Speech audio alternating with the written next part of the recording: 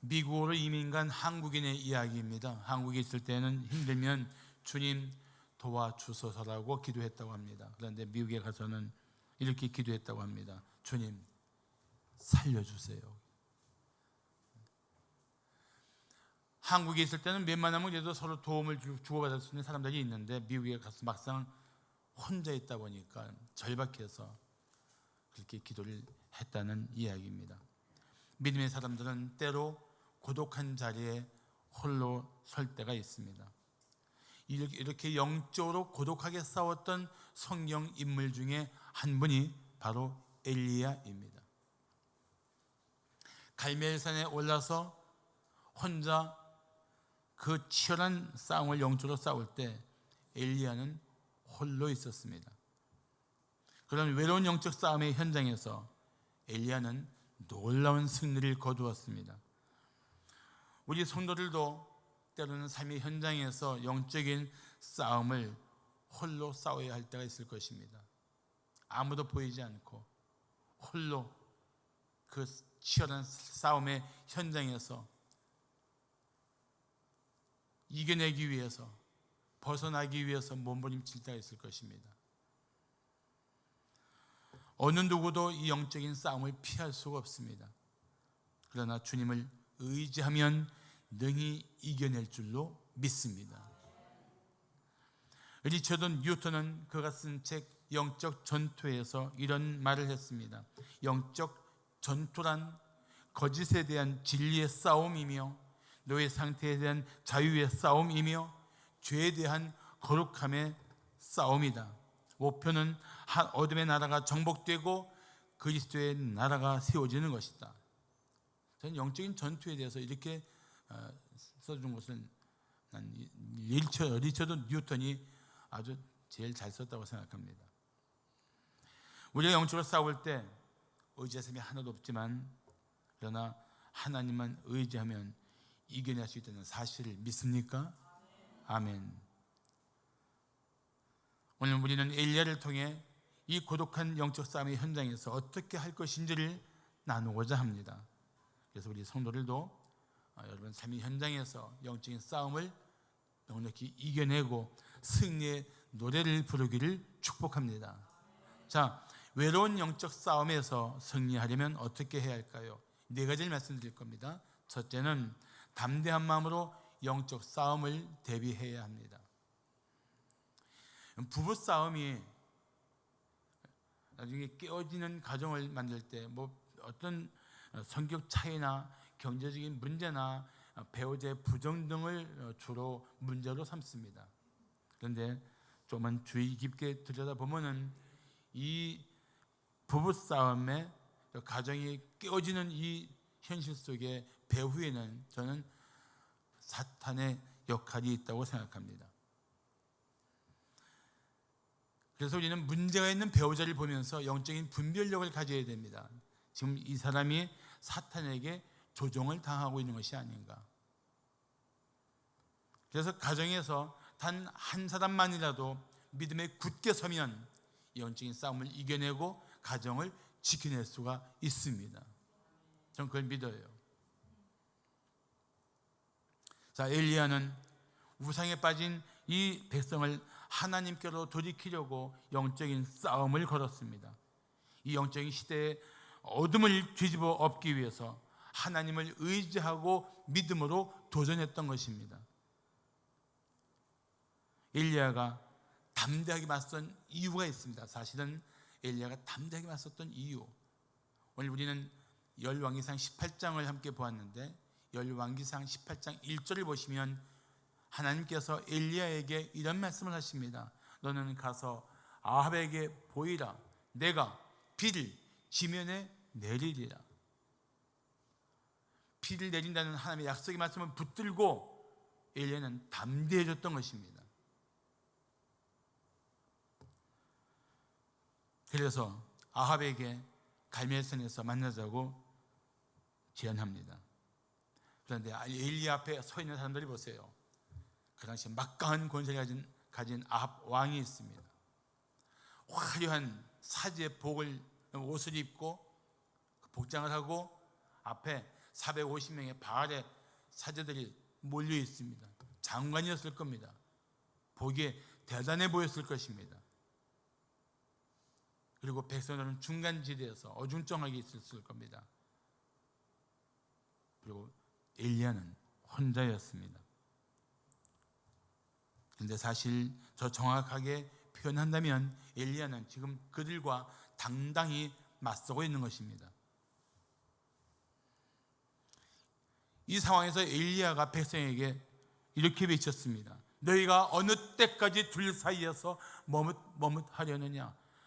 여호와가 만일 하나님이면 그를 따르고 바알이 만일 하나님이면 그를 따를지니라. 여기 머뭇한다는 말은 비틀거리다, 갈짓자 걸음을 걷다 하는 것입니다.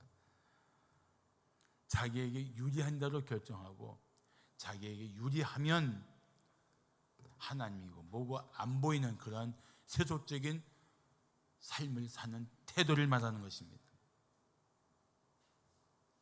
삶의 기준에서 내가 누구를 따르는 게 더 유리하냐, 이게 삶의 기준이 되고 전부가 되어버린 거예요. 이 사람이 나쁘냐 좋으냐가 이제 선택의 기준이 아니에요.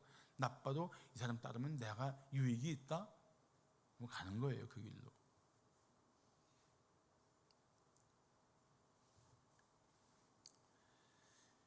지금도 이렇게 둘 사이에서 머뭇머뭇하는 사람들이 많습니다. 그런 사람은 오늘 이 경고를 들어야 합니다. 내가 어느 때까지 둘 사이에서 머뭇머뭇하려느냐, 결단하라는 것입니다. 결단할 때가 되었습니다.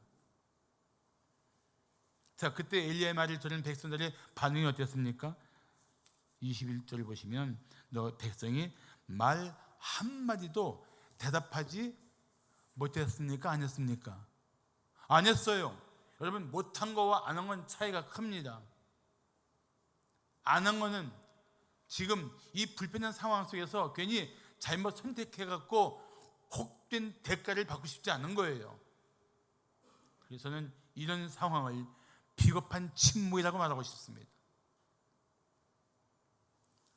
마르틴 루터 킹 목사가 흑인 차별에 항의할 때 이런 말을 했습니다. 역사는 이렇게 기록할 것이다. 사회적 전환기의 최대 비극은 악한 사람들의 거친 아우성이 아니라 선한 사람들의 소름 끼치는 침묵이었다고. 나는 이 루터의 이야기를 난 이 시대를 사는 우리도 마음에 담아야 된다고 생각합니다. 여러분, 살면서 영적인 삶의 회색 지대는 없습니다. 전에 한번 일민수 목사님이 그런 글을 쓴 걸 본 것 같아요. 맞습니까? 영적인 삶의 회색 지대는 없어요. 하나님이냐 세상이냐, 하나님이냐 물질이냐 선택해야 합니다. 결단할 때 결단하지 못하고 우물쭈물하는 것은 불신앙에 빠져있는 증거입니다. 믿음 없는 세대에서 우리는 영적으로 싸워야 합니다. 이 싸울 때 담대해야 합니다. 왜냐하면 이 영적인 승리는 하나님께 달려있기 때문입니다. 자, 외로운 영적 싸움에서 승리하려면 어떻게 해야 할까요?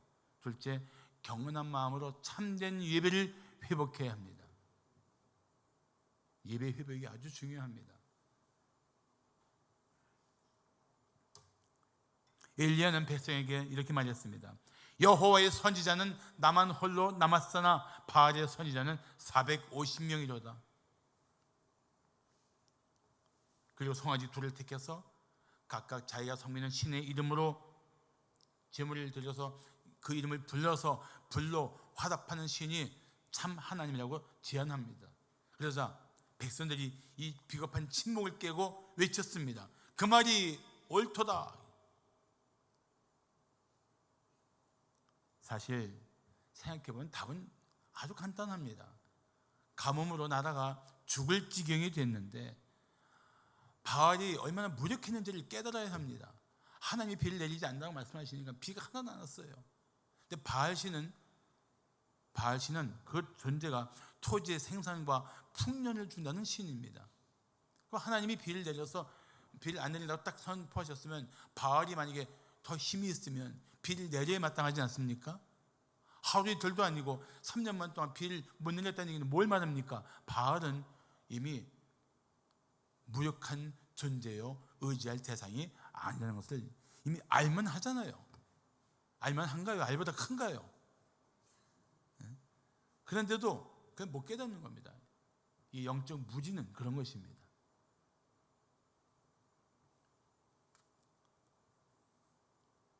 그런 상황에서 사악한 사람들은 이 하나님의 진노로 나타난 이 가뭄을 자연 현상으로 여겼을 것입니다. 그리고 하나님께 돌아올 생각도 하지 않았습니다. 난 이것이 비극적인 일이라고 생각합니다. 영적으로 무지한 사람은 자신의 삶이 파괴되고 있는데도 불구하고 헛된 것을 의지하고 벗어나려고 합니다. 사실은 그때가 회개할 때고 하나님께 돌아올 때입니다.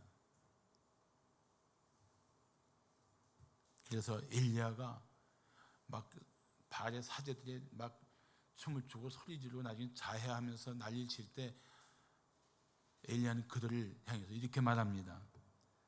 바알이 지금 묵상하고 있는지, 잠깐 나갔는지, 잠들었는지 깨우라고 말합니다. 이건 단순한 조롱이 아닙니다. 여러분, 그 성경 고고학자에 의하면 그 우가리 지방에서 발견한 가나안의 종교 서편에 이런 글이 적혀 있다고 합니다. 바알은 때때로 여행도 다니고 낮잠도 자고 그런다고 기록되어 있답니다. 그거 가지고 말한 거예요. 사실 그와 함께 엘리야는 지금 그들의 막 광문에서 날뛰는 그들의 그 모습을 보면서 백성들이 혹이라도 거기에 감정이 휩쓸릴까봐 창발을 확 벌인 거예요. 참 엘리야가 참 지혜로운 사람입니다. 그러면서 이런 상황에서 엘리야는 하나님과 관계를 회복하기 위한 첫 번째 행동을 합니다. 그게 뭡니까? 무너진 제단을 다시 고치는 겁니다. 그 당시에 그 갈멜산에는 바알의 우상을 섬기는 제단도 있었어요. 그건 아주 잘 꾸며졌고 화려했습니다. 그런데 하나님을 섬기는 제단은 지금 무너진 상태였습니다.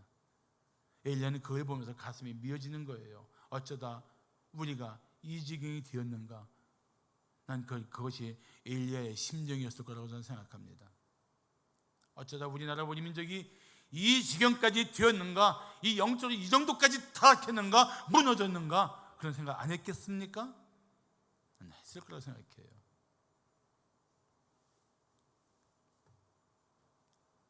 나라가 하나님을 떠나 우상을 섬기며 거기에 빠진 것을 더 이상 방만할 수가 없었습니다.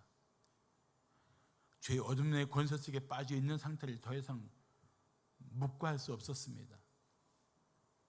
거룩한 분노가 엘리야의 마음속에 있었을 것입니다. 우리도 이 세상을 보면서 하나님을 떠나 살고 있는 사람들의 죄악된 삶을 보면서 우리 안에 거룩한 분노가 있어야 합니다.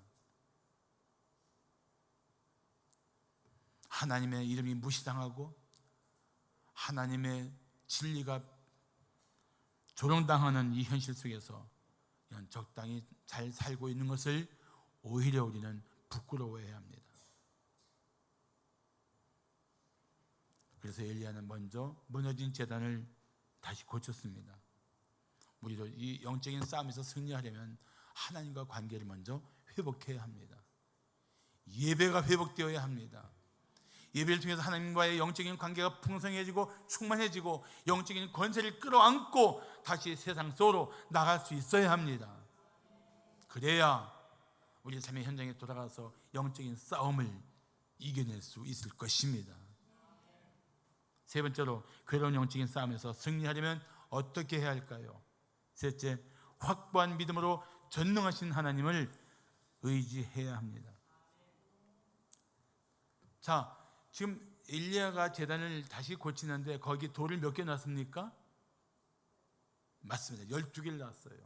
지금 엘리야는 북이스라엘에서 활동하고 있고 그 북이스라엘의 왕이 아합입니다. 근데 이 남북에 갈릴 때 북이스라엘에는 10지파가 있었는데 엘리야는 12개 돌을 놓습니다. 이건 단순히 북이스라엘만의 회복이 아니라 전 이스라엘의 회복을 마음에 두고 있었던 것입니다. 물을 부을 때도 통 넷을 가지고 한 번, 두 번, 세 번 물을 붓습니다.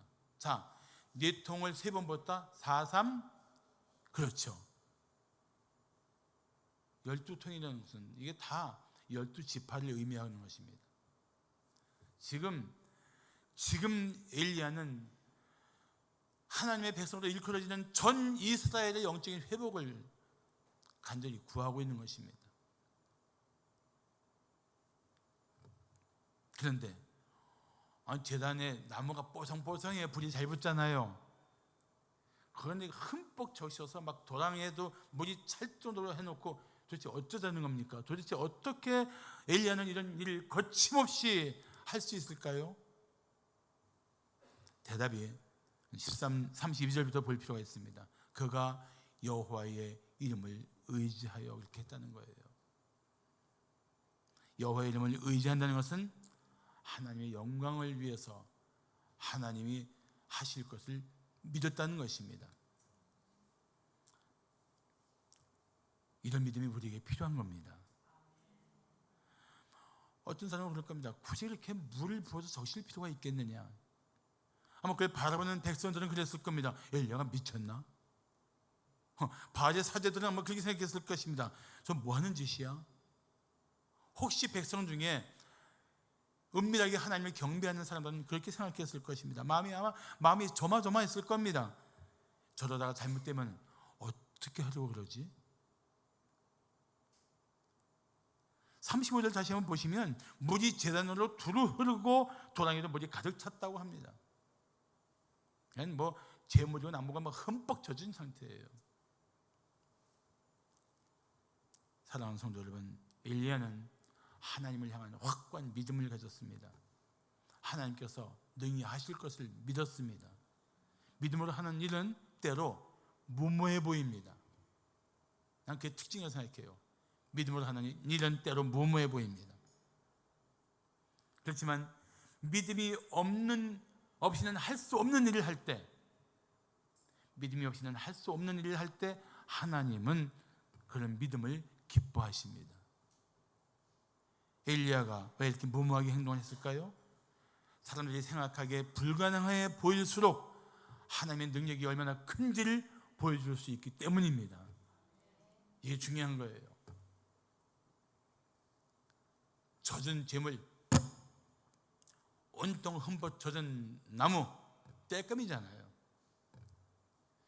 잔뜩 물 먹고 있는데 저기에 사람들이 아무리 불을 붙여보세요. 불이 붙겠는가? 사람들은 절대 불이 안 붙을 거라고 상식적으로 생각합니다.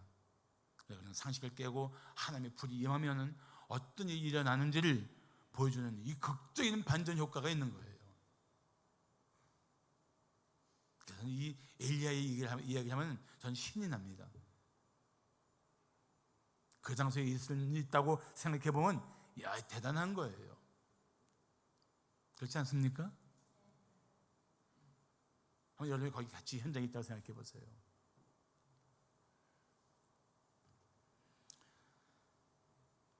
사랑하는 성도 여러분, 영적 싸움을 싸울 때 우리에게 정말 필요한 것이 무엇입니까? 믿음이에요.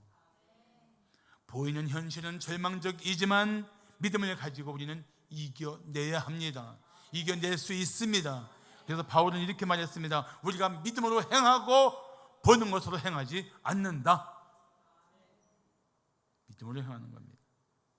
다윗도 골리앗과 맞서 싸울 때 이렇게 외칩니다. 너는 칼과 창과 단창으로 내게 나아오거니와 나는 만군의 여호와의 이름 곧 네가 모욕하는 이스라엘 군대의 하나님의 이름으로 내게 나아가노라. 다윗은 지금 골리앗을 보고 있는 게 아니에요. 그의 어마무시한 체격과 완전 무장한 그 인간 탱크 같은 존재를 보는 게 아니에요. 다윗에게는 이 순간은 영적인 싸움이었던 것입니다. 영적인 싸움이에요. 중무장한 한 인간을 하나님의 이름으로 공격할 수 있는 영적인 싸움으로 본 것입니다. 그래서 하나님의 이름으로 그는 당당히 맞섰고 아무도 기대하지 못했던 큰 승리를 거두었습니다. 사랑하는 성도 여러분, 말씀으로 하나님을 의지하면, 믿음으로 하나님을 의지하면, 믿음으로 하나님을 의지하면 영적인 싸움에서 반드시 승리할 줄로 믿습니다. 마지막으로 외로운 영적인 싸움에서 승리하려면 어떻게 해야 할까요? 넷째, 겸손한 마음으로 존귀하신 하나님을 높여야 합니다.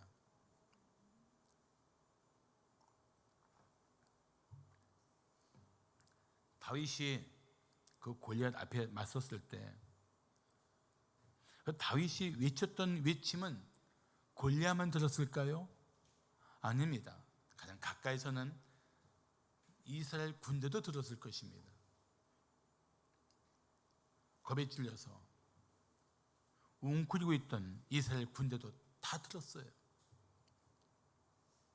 그의 승리가 나타날 때 아마 이스라엘 군대는 엄청나게 환호했을 겁니다. 한 사람의 믿음이, 한 사람의 승리가 어떤 영향을 주었는지를 우리는 넉넉히 상상할 수 있지 않습니까?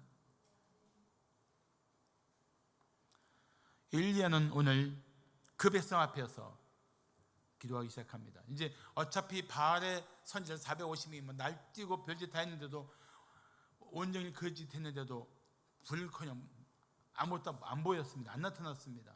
이제 엘리야의 차례입니다. 그는 이렇게 기도합니다. 36절 보시면 아브라함과 이삭과 이스라엘의 하나님 여호와여, 주께서 이스라엘 중에서 하나님이신 것과 내가 주의 종인 것과 내가 주의 말씀대로 이 모든 일을 행하는 것을 오늘 알게 하옵소서. 여기에 한 가지 다시 한번 주목할 게 뭡니까? 주의 말씀대로 엘리야는 이 모든 일을 행하고 있었던 거예요. 믿음을 가지고 그냥 무모하게 한 것이 아니고, 사람들이 보기에는 무모해 보였지만 그 배후에는 하나님 말씀을 붙들고 했던 거예요.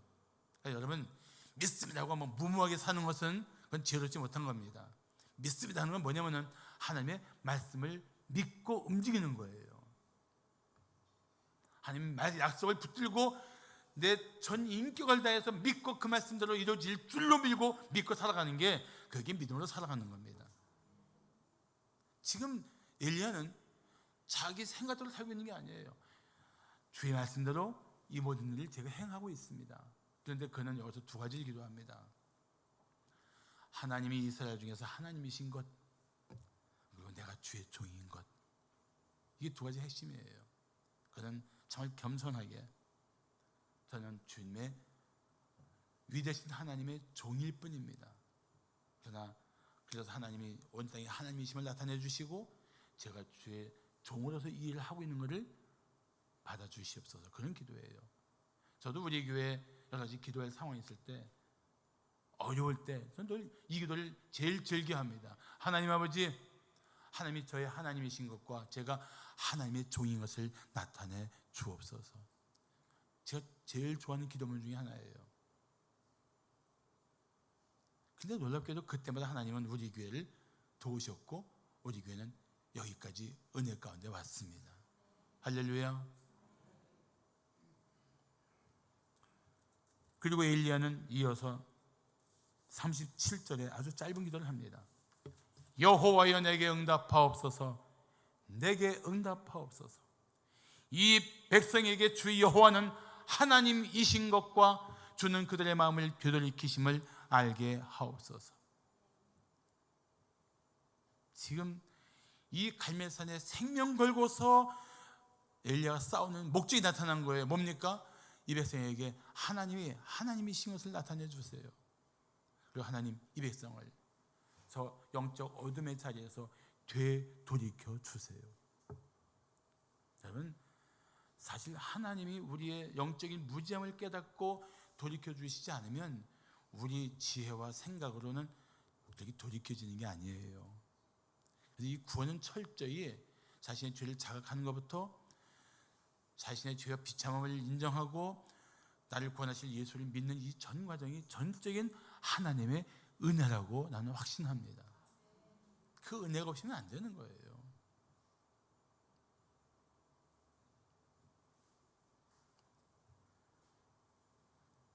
순간 하늘에서 불이 번쩍하게 내리는 거예요. 번쩍. 하늘에서 내린 불, 저 젖은 재물에, 저 잔뜩 물을 먹은 나무에 저 어떻게 저걸 태울 수 있어? 그런 사람들의 의아심을 가지고 있는 그 현장에 하늘에서 불이 번쩍 떨어지는데 순식간에 재물은 새까맣게 타버리고 나무도 다 타버리고 대만 남고 거기 도랑에 차고 찰랑찰랑하던 물까지 싹 말라버렸어요. 혀로 핥은 듯이 날아가 버렸어요. 이때쯤이면 우리가 우와 소리 나와야 되는데 놀랍죠? 이 일을 행하신 하나님께 영광의 말씀을 돌려볼까요? 할렐루야. 하나님이 하셨어요. 하나님이 하셨어요. 하나님이 불을 내리신 것은 두 가지입니다. 하나님이 이 제물을 받으신 증거입니다. 또 하나님이 엘리야의 기도대로 이 백성에게 내가 하나님이다라고 나타내심으로 백성을 돌이키시기 위해서 불을 내리신 거예요. 난 이 기도의 응답이 바로 이 불이 내린 것이라고 생각합니다.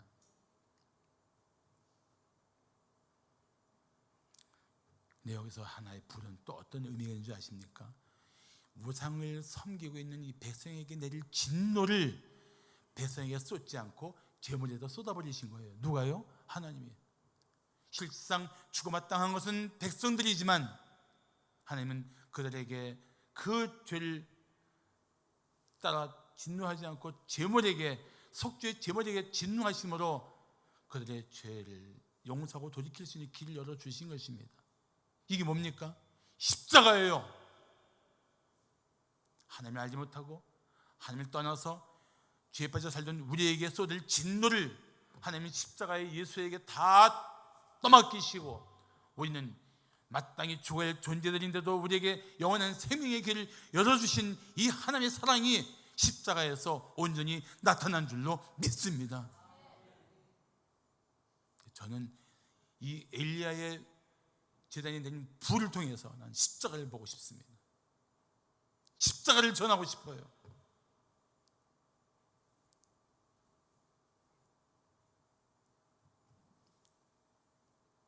사랑하는 성도 여러분, 영적 싸움은 단지 나의 승리, 우리의 승리를 위한 것이 아닙니다. 이 승리를 통해서 우리는 하나님을 높여야 합니다. 우리 하나님이 참으로 살아계시고 참되신 하나님이심을 나타내야 합니다. 그리고 우리 이웃들에게는 나의 하나님이 참으로 하나님이심을 증거해야 합니다. 마지막 메시지는 바로 그거예요. 영적 승리는 단순히 내가 이기는 나의 승리가 아니라 이 일로 하나님을 높이고 이 일로 이웃들에게 나의 하나님을 자랑할 수 있는 것, 그런 영적인 승리를 통해서 주께 영광 돌리기를 축복합니다.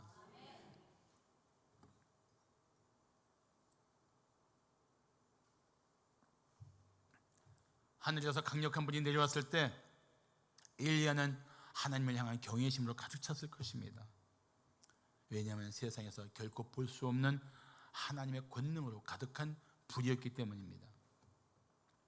그러니까 우리는 이 세상의 권세나 사탄을 두려워하지 말고 우리에게 큰 권능을 나타내시는 하나님만 두려워해야 합니다.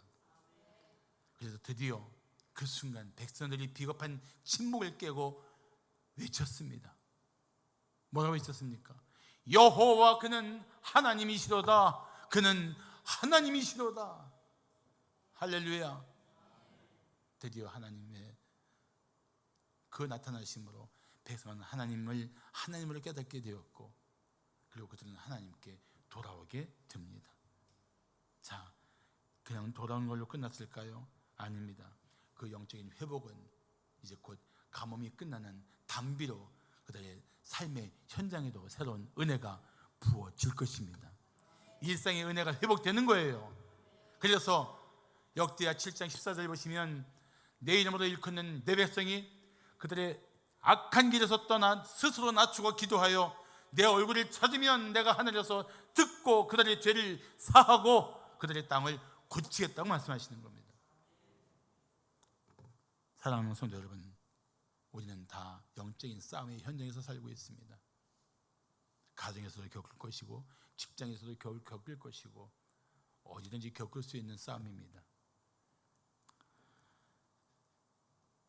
동성애도 그렇고 이 시대의 죄가 사실은 우리 영적인 싸움의 대상입니다. 하나님이 미워하는 악한 문화도 사실은 영적 싸움의 영역입니다.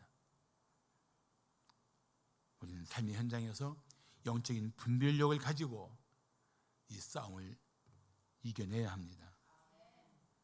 그렇지만 결코 두려워하지 마십시오. 하나님의 말씀을 붙들고 기도하십시오. 하나님의 능력으로 이기게 해달라고 기도하십시오. 그러면 당신은 하나님의 능력에 붙들려 승리할 것입니다. 기도하겠습니다.